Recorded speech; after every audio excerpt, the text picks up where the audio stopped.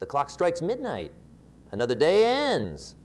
Another opportunity slips away. Tomorrow, you whisper to yourself. Tomorrow I'll be more prepared. Tomorrow the timing will be better. Tomorrow I'll feel ready. But tomorrow becomes next week. Next week becomes next month. Next month becomes next year. And suddenly you're looking back at a collection of tomorrows that never arrived. The greatest tragedy in life isn't failure. It's delay. It's allowing the illusion of someday readiness to rob you of the only time you're guaranteed. Today. What if readiness isn't something that arrives like a package at your doorstep? What if it's something you build through action, not through waiting? What if the very concept of feeling ready is the most sophisticated form of self-deception we've ever created? The question isn't whether you're ready. The question is, are you willing? You see, most of us are waiting for permission that will never arrive. We're waiting for that magical moment when fear disappears, when uncertainty transforms into clarity, when we finally feel qualified to pursue what matters most. But that moment, it doesn't exist. And that's what we're going to explore today. The beautiful, terrifying truth that the most meaningful accomplishments in life happen not because we were ready, but because we were willing to act before we felt ready. Have you ever wondered why some people accomplish extraordinary things while others with similar or even superior talents remain stuck? What separates them isn't talent. It isn't luck. It isn't even hard work. The difference lies in their relationship with readiness. Growth achievers understand something profound. Growth happens in the gap between where your abilities end and where your challenges begin. If you think about the first time you learned to ride a bicycle, were you ready? Of course not. You were terrified, you wobbled, you fell, but you got back up. And somewhere between the fear and the falling, you discovered your balance. You didn't learn to ride a bike by understanding the physics of momentum and balance. You learned by doing it before you were ready. The most successful people in any field aren't those who wait until they're ready. They're the ones who prepare as thoroughly as possible, set a date to begin, and then jump, ready or not. They understand that readiness is not something you wait for. It's something you work toward while you're already in motion. Consider the entrepreneur who launches with an imperfect product rather than waiting for the perfect one, or the artist who shares their work before they feel it's their best, or the person who initiates a difficult conversation despite the knot in their stomach. These aren't acts of recklessness, they're acts of courage. The courage to begin before you feel ready, to learn through action rather than anticipation. What happens when you adopt this mindset? Something remarkable. You start to recognize that readiness isn't a prerequisite for action. It's the result of it. Let me say that again. Readiness isn't a prerequisite for action. It's the result of it. You become ready by doing the very thing you don't feel ready to do. This isn't motivational fluff. It's psychological reality. Our brains develop new neural pathways through experience, not through contemplation. You can think about swimming for years, but until you get in the water, you'll never learn to swim. I've spoken with countless high achievers across different fields, business leaders, artists, athletes, scientists. When I asked them if they felt ready for their biggest breakthroughs, almost all of them laughed. They weren't ready, they were terrified, but they acted anyway. And that's the secret they rarely share in success stories. Behind every breakthrough is someone who felt inadequate, unprepared, and overwhelmed, but who stepped forward despite these feelings, not in the absence of them. What about you? What would change in your life if you stopped waiting to feel ready and started acting despite not feeling ready? But what about failure? You might ask, isn't acting before I'm ready a recipe for disaster? That's a fair question. And yes, acting before you're ready does increase the probability of setbacks and disappointments. But here's what it also does. It transforms failure from a final outcome into a learning process. When you wait to be ready, failure becomes catastrophic because you've invested so much in the preparation that the outcome feels definitive. But when you act before you're ready, with the expectation that you'll need to adjust along the way, failure becomes instructive. a natural part of your growth rather than a verdict on your capabilities. Think about learning any new skill. The first attempts are usually terrible, but each attempt teaches you something that moves you closer to mastery. The master isn't someone who avoided failure. They're someone who failed faster, learned quicker, and adjusted more frequently than everyone else. This principle applies to everything from learning an instrument to building a business to developing meaningful relationships. The path to mastery runs directly through the territory of incompetence. There's no way around it, only through it. But there's something else that happens when you act before you feel ready. You develop the most valuable skill of all, courage. Courage isn't the absence of fear. It's action in the presence of fear. And like any skill, it grows stronger with practice. Each time you do something before you feel ready, you strengthen your courage muscle. You build evidence that you can handle uncertainty. You develop confidence not based on the absence of challenges, but on your proven ability to face them. This compounding courage becomes the foundation for everything else you want to accomplish. Because once you know you can act despite fear in one area, that knowledge transfers to other areas of your life. The person who launches a small side business despite feeling unprepared discovers they can also speak up in meetings despite feeling nervous. The individual who starts a fitness routine despite feeling out of shape finds they can also initiate difficult conversations despite feeling uncomfortable. Courage is transferable, and it begins with that first decision to act before you feel ready. But let's be honest, this isn't easy. Our brains are literally wired to protect us from uncertainty. The amygdala, our brain's fear center, treats the unknown as a threat. It floods our system with stress hormones when we face uncertainty, creating that familiar feeling of anxiety that makes us postpone action until we feel ready. This reaction made perfect sense for our ancestors who faced physical dangers daily. But in today's world, where psychological growth requires embracing uncertainty, this same mechanism can become our greatest limitation. So how do we override this natural tendency? How do we act before we're ready when everything in us screams to wait? First, we need to understand that discomfort is not danger. That knot in your stomach before trying something new isn't a warning. It's an invitation. It's your growth trying to happen. Second, we must reframe what action means. Taking action before you're ready doesn't mean acting without thought or preparation.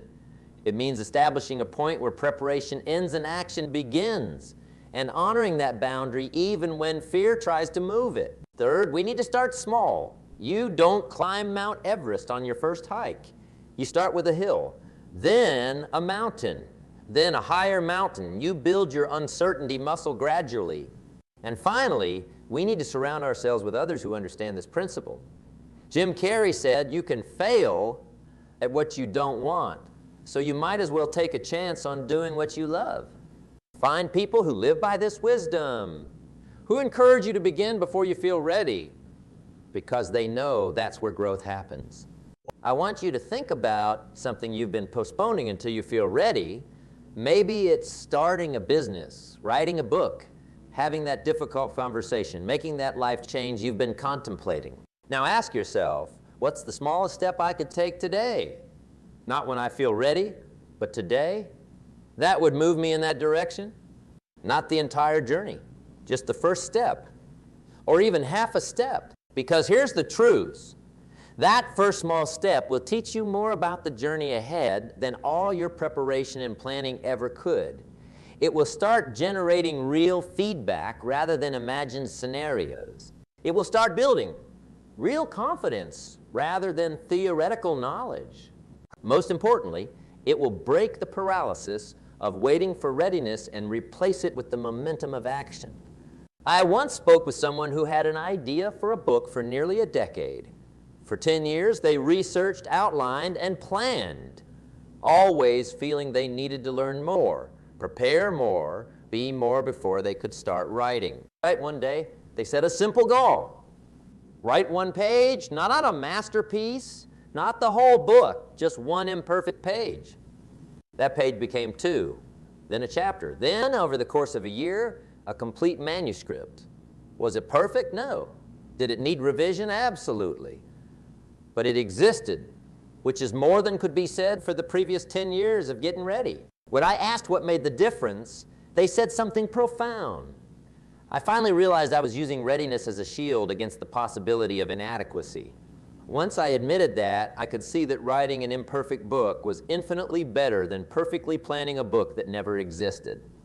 How many of us are doing the same thing? How many of us are using readiness as a shield against the possibility of inadequacy? Because that's what it often is. Not a practical concern, but an emotional one. Not a matter of preparation, but a fear of being judged, of feeling exposed, of confronting our limitations. But here's the beautiful paradox. Only by confronting those limitations can we transcend them. Our potential exists just beyond the boundary of our comfort. And the only way to access it is to step into the discomfort of acting before we feel ready. This doesn't mean being reckless or impulsive. It means being honest about when preparation becomes procrastination. It means recognizing when I need to learn more really means I'm afraid to find out if what I already know is enough. Because often, what you already know is enough to begin. Not to perfect, but to begin. And beginning is the hardest part. Think of it this way. When you're driving at night, your headlights illuminate only a small portion of the road ahead, perhaps just 100 feet. But that's enough to drive the entire way home, as long as you keep moving. You don't need to see the entire route at once. You just need enough light for the next 100 feet. Action works the same way. You don't need perfect clarity about the entire journey ahead. You just need enough clarity for the next step. And taking that step will illuminate the one after. This is how all great accomplishments happen. Not through perfect preparation, but through persistent action in the face of imperfect knowledge. When you look at any significant innovation throughout history, you'll find that it wasn't created by someone who felt completely ready. It was created by someone who was willing to begin despite their doubts. But perfection is not the prerequisite for beginning. It's the enemy of it. Perfection paralyzes while action educates. Consider this. What if being ready doesn't mean feeling confident or having all the answers? What if being ready simply means being willing to be a beginner? What if it means being prepared to be unprepared, to be awkward, to make mistakes in public? Because that's what true readiness looks like. Not the absence of doubt, but the willingness to act alongside it. Not perfect knowledge, but perfect commitment. The third reason we wait for readiness is fear of judgment. We worry what others will think if we stumble, if we show our incompetence, if we reveal that we don't have it all figured out. But here's something powerful to consider. Those who would judge you harshly for your courageous beginnings aren't the ones doing remarkable things with their lives. The critics rarely create. The mockers seldom make. The ridiculers rarely risk. Those who are engaged in their own meaningful pursuits understand the courage it takes to begin before you're ready. They respect the process because they're living it themselves. And those who aren't, whose identity is built on criticizing rather than creating, their opinions are irrelevant to your journey. When I look at the regrets people express at the end of their lives, I never hear, "I wish I'd waited until I felt more ready." Instead, they say, "I wish I'd had the courage to start sooner." They wish they'd asked for the promotion before they felt qualified. They wish they'd started the business before they had all the answers. They wish they'd initiated the conversation before they had the perfect words. They wish they'd begun the creative project before they felt talented enough. In the accounting of a life, we rarely regret the actions we took despite our fear. We regret the actions we never took because of our fear. So let me ask you a question that might change everything. What if the feeling of readiness never comes? What if 10 years from now you still don't feel ready to write that book, start that business, have that conversation, make that change? Well, you've waited a decade only to find yourself in exactly the same place with nothing but lost time to show for it. Or what if readiness isn't a feeling at all, but a decision? What if being ready is simply deciding that the cost of waiting has become greater than the cost of beginning? Because that's what it often comes down to. A simple calculation of which pain you prefer. The pain of disciplined action now, or the pain of regret later? The pain of growth, or the pain of stagnation? The pain of vulnerability, or the pain of never knowing what could have been? When framed this way, the choice becomes clearer. Yes, acting before you feel ready is uncomfortable. Yes, it involves risk. Yes, it guarantees moments of doubt and disappointment. But the alternative, a life of perpetual postponement, comes with its own pain, one that compounds over time and can't be undone. I've never met someone who took action, failed, learned, adjusted, and eventually succeeded who looked back with regret. But I've met countless people who regret the actions they never took because they were waiting to feel ready. So what does it actually look like to act before you're ready? It's not about being reckless or impulsive. It's about establishing a bias toward action within a framework of intelligent risk. Here are some principles that can guide. First, identify the smallest viable action. You don't need to write a book. Write a page. You don't need to transform your entire life. Change one habit. You don't need to launch a perfect business. Serve one customer. Reduce the scale until the action becomes doable, even if uncomfortable. Second, set clear, time-bound commitments. Don't say, I'll start when I feel ready. Say, I'll start Tuesday at 10 a.m., ready or not. Put it on your calendar. Tell someone else. Make the decision once rather than reconsidering it daily. Third, focus on process, not outcome. When you're doing something before you feel ready, the goal isn't perfection. The goal is progress. Each action builds your capacity for the next action. Each attempt teaches you something the previous attempt couldn't. Fourth, build a support system of fellow doers. Surround yourself with people who understand that growth happens through action, who celebrate beginnings rather than just outcomes, who normalize the messy middle parts of any worthwhile endeavor. Fifth, develop a relationship with fear and discomfort. Learn to recognize them not as warnings to stop, but as indicators that you're moving in the right direction. The presence of fear often points directly towards your greatest opportunities for growth. When you apply these principles, something remarkable happens. You stop viewing readiness as a prerequisite and start seeing it as a result. You recognize that you don't act because you're ready. You become ready because you act. And as you develop this habit of courageous action, you begin to trust yourself in a profound way. Not because you always succeed. You won't. Not because it gets easy. It doesn't. But because you prove to yourself again and again that you can handle the uncertainty. You can navigate the discomfort. You can learn from the setbacks. This self-trust becomes the foundation for everything else. It's the difference between those who spend their lives preparing for opportunities and those who create them. I want to address something important here. When I talk about acting before you're ready, I'm not suggesting you act without integrity, without consideration, or without care.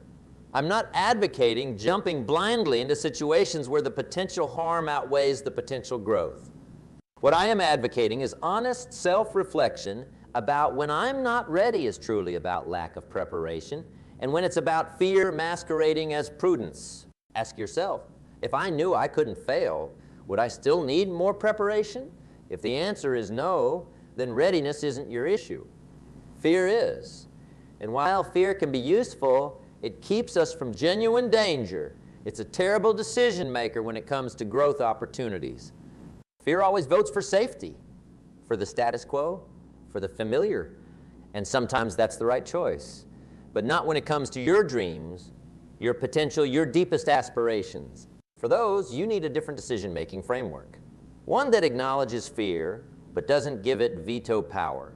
One that respects preparation, but doesn't use it as an excuse for postponement.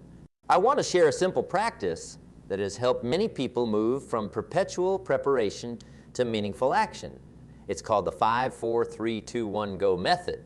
Do you find yourself hesitating to take action despite adequate preparation? Count down from 5, 4, 3, 2, 1, go. Then act immediately before your mind has time to generate more reasons to wait. This works because it interrupts the pattern of overthinking that keeps us stuck. It bypasses the rational mind. which is excellent at finding reasons to wait and engages the action-oriented part of our brain. Is it simple? Yes. Is it easy? No. But it works because it addresses the root cause of inaction. Not lack of knowledge, but lack of decision. Another powerful practice is what I call normalizing the gap.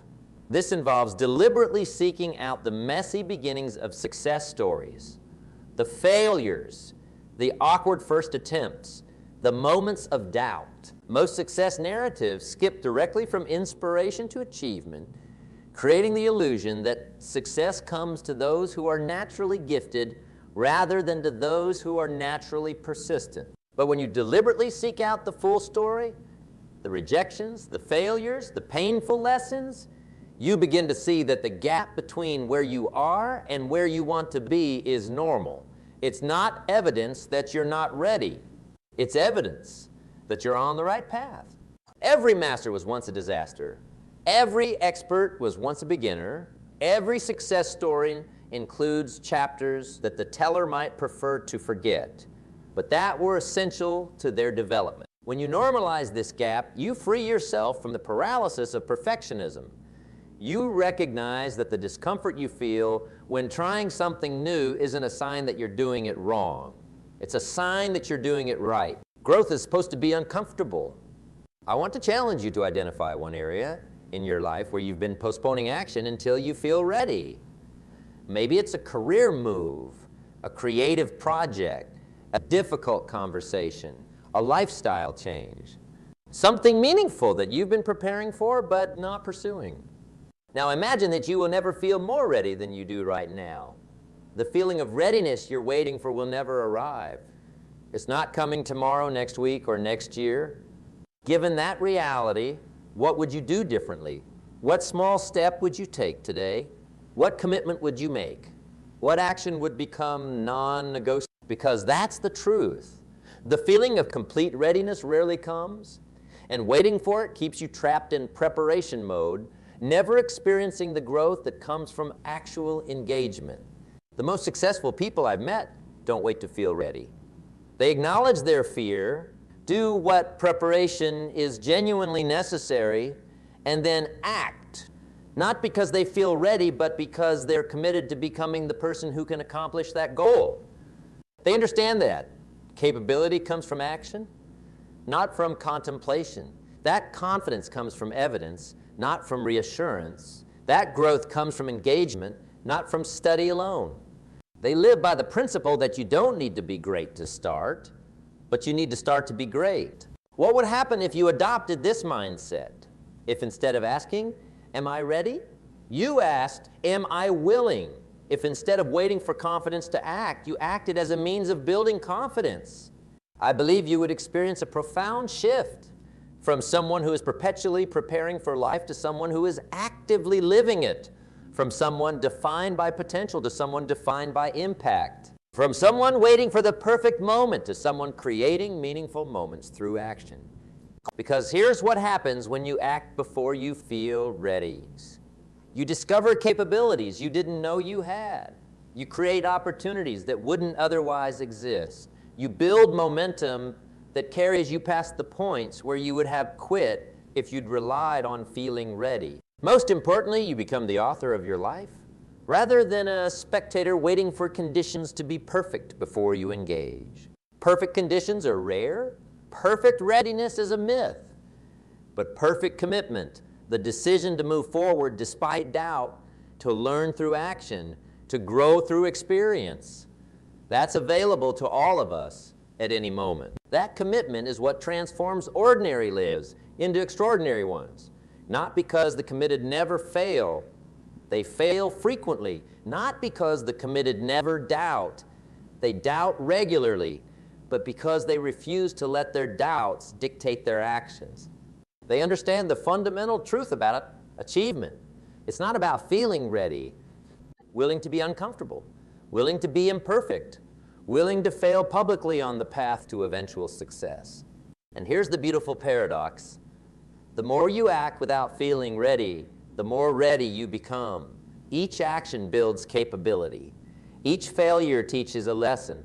Each moment of discomfort expands your comfort zone. So that thing you've been postponing until you feel ready, it's waiting for you. Not for some future version of you who feels confident and prepared, but for the you who exists right now. Doubts, fears, imperfections, and all. The you who doesn't feel ready, but is willing to begin anyway. Because that version of you, the one who acts despite doubt rather than waiting for its absence, that's the version capable of extraordinary things. When we study the lives of those who have made significant impacts in any field, we don't find people who were exceptionally gifted or exceptionally lucky. We find people who were exceptionally willing. Willing to start before they felt ready, willing to persist when results weren't immediate, willing to keep going when others would have quit. That willingness, not talent, not circumstance, not luck, is what ultimately determines our impact. And the wonderful news is that willingness isn't something you're born with or without. It's a choice you make, a muscle you strengthen, a habit you develop through practice. Every time you choose action over hesitation, engagement over preparation, beginning over postponing, you strengthen that willingness muscle. You build evidence that you can handle the discomfort of growth. You develop trust in your ability to figure things out as you go, rather than needing to have all the answers up front. This self-trust becomes the foundation for everything else, because when you trust yourself to handle whatever comes, you no longer need the false security of feeling ready. You know that ready or not, you'll find a way. This doesn't mean the fear disappears. It doesn't mean the doubt vanishes. It doesn't mean you never question yourself. It simply means those feelings no longer control your actions. You feel the fear and act anyway. You acknowledge the doubt but don't obey it. You question yourself while continuing to move forward. The door to your greatest achievements will never open with the key of perfect readiness. That door opens with something far more accessible, the decision to be. Your future is being written right now in this moment by the actions you choose to take or postpone, not next week, not when conditions improve, not when you finally feel ready. Now, there's a version of you that exists on the other side of action. More capable, more confident, more alive than the version that's waiting for readiness. That version isn't a fantasy. It's an inevitability, waiting for just one thing. Some of you will leave here today and continue waiting for that mythical moment of readiness. You'll convince yourselves that tomorrow is soon enough, that more preparation is necessary, that the timing isn't quite right. Others will recognize the precious opportunity that exists in this moment. The opportunity to transform knowledge into action, potential into impact, and dreams into reality. The opportunity to become the author of your life rather than merely its planner. Which will you choose? Because here's the ultimate truth. Life doesn't reward those who have the most information, the best plans, or the greatest potential. Life rewards those who make the move from knowing to doing, from planning to creating, from intending to acting. The world doesn't need more people who are perpetually getting ready. It needs people courageous enough to begin, to start the business, write the book, initiate the conversation, make the change, before they feel fully prepared. It needs you, not the someday ready version of you that may never arrive, but the willing version of you that exists right now. So as we conclude, I don't ask if you feel ready to apply what you've heard today. I ask if you're willing to embrace the beautiful discomfort of growth, willing to trade the certainty of mediocrity for the uncertainty of greatness, willing to do it even if, especially if you are not ready, because that willingness, more than any skill, talent, or circumstance, is what will ultimately determine the story of your life. The clock is ticking. Another moment passes, but this time, instead of another opportunity slipping away, you recognize the truth that changes everything. You will never be more ready to begin than you are right now.